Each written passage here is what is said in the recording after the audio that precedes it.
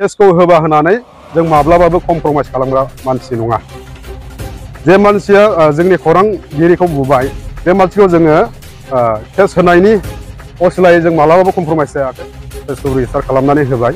दा जोंनि बुंनांगौआ बे दा केसखौ रेजिस्टार खालामबाय जिहेतु दायनिगिरिखौ जेरैखि जाया हमनानै पुलिस बिफाना आयेननि बेब'स्थाजों साजा होनांगौ।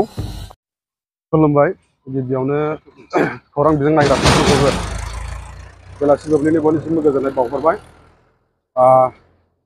जोङो दाखालि 14 थारिख मोनाबिलिनि 6:30 रिंगायावहाय जोंनि सासे बड'लेण्ड बुब्लिनि खौरांगिरि फैदान बसुमतारीखौ बुनायनि दायाव जोङो रुनिखाता असिनि आखायावहाय रुनिखाता आउटपस्टआव रुनिखाता पुलिस स्टेसनावहाय जोङो मोनसे केस होनाय जादोंमोन।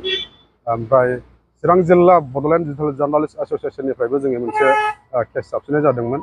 जाथायखौ बयबो रायजोफ्रा मिथिखाबाय जे जोङो बे 14 थारिख आरो 15 थारिख खालि जेला सोमखोर बसुमतारीया फैदानखौ बुदोंमोन बेनि हेंथायै जोङो पुलिसनो मोनसे FIR होनाय जादों। बेनि जोहै जोङो बुंनो नागिरनाया बे माखासे रायजो राजाफ्रा गोनो गोथो मोनदोंमोन जे बेबायदि केस होनानैहाय बिथांमोना माखासे केसनि बेलायावहाय पुलिसजों कमप्रमाइस जाबाय नामा होननानैहाय माखासे उरां बाथ'रिया उरायदोंमोन आरोखि। दा बेखौ लानानै जोंनिफ्राय बुंनांगौआ बे जोङो माने केसखौ होबा होनानै जों माब्लाबाबो कमप्रमाइस खालामग्रा मानसि नङा। जे मानसिया जोंनि खौरांगिरिखौ बुबाय बे मानसिखौ जोङो केस होनायनि असिलायै जों माब्लाबाबो कमप्रमाइज जायाखै। आरो बिनिनो प्रुफ हिसाबै जोङो दिनैहाय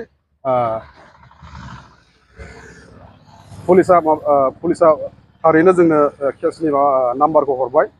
दा केस होनाय लोगो लोगोनो बिथाङा माखासे इनिसियेटिभ लानो हायैनि जाहोनाव बेराफारसे 15 आगस्ट थानायनि जाहोनाव बेराफारसे गावनि देहायारि माखासे उसुबिदानि जाहोनाव बिथाङा केसखौ हयथ' जोङो थाब रेजिस्टार खालामनानै होनो हायाखैमोन।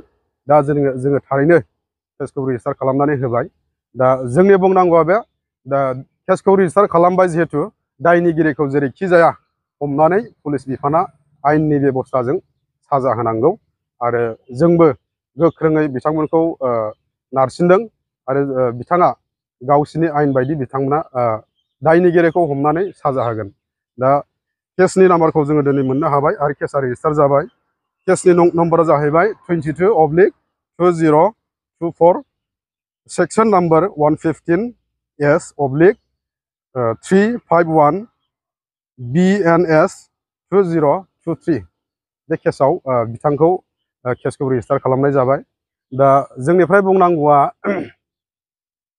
बेनो बिथांखौ जेन मोजाङै मोजां आयेननि राहाजों साजा होयो जों बेखौनो जोंनि रुनिखातानि असि बिथांखौ जों खावलायो। बेजोंनो लोगोसे जोङो खावलायनो सानो जोंनि बिटिआर खुंथायनि गोहोआव थानाय जोंनि CM सार प्रमद बर' बिथाङाबो थारैनो जोंनि माखासे सुबिदा असुबिदाखौ नायनानै बिथाङा जोंखौ हेफाजाब होयो। जोङो जोंनि CM सार प्रमद बर'नावबो खावलायो। लोगोसे जोंनि हाग्रा बिफाननि मावफुं सोद्रोमा रनजित सार बिथाङाबो थारैनो जोंखौ हेफाजाब होगोन। जों बिथांमोननि सायावबो थारैनो फोथायनाय लाखिदों आरो जेरैखि जाया दायनिगिरिखौ हमनानै साजा होनांगौ। आरो फैबाय थानाय समावहाय जोंबो चिरां जिल्ला बड'लेण्ड डिजिटेल जार्नालिस्ट एस'सिएशननिफ्राय गोख्रोङै बिथांमोनखौ हुमखि होयो।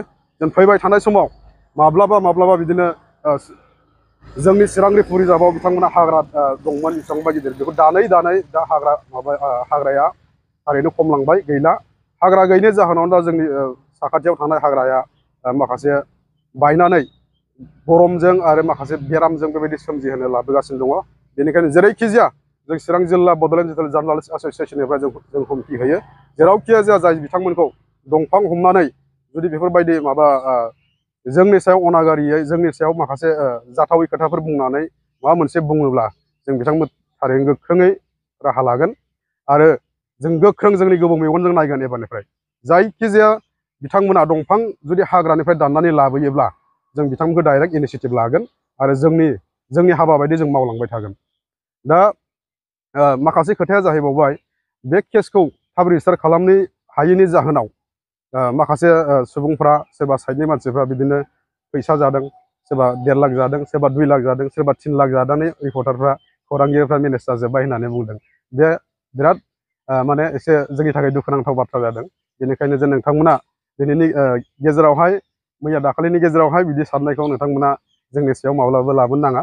माने बियो मोनसे ओरैनो बारजों बिरबोलाबायनाय बायदि बाथ्रा, बियो मोनसे बेसेन गैयै बाथ्रा।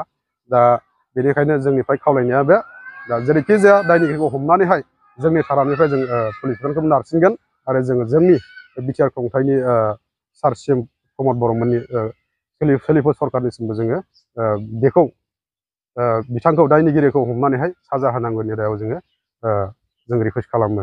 गोजोन्थों।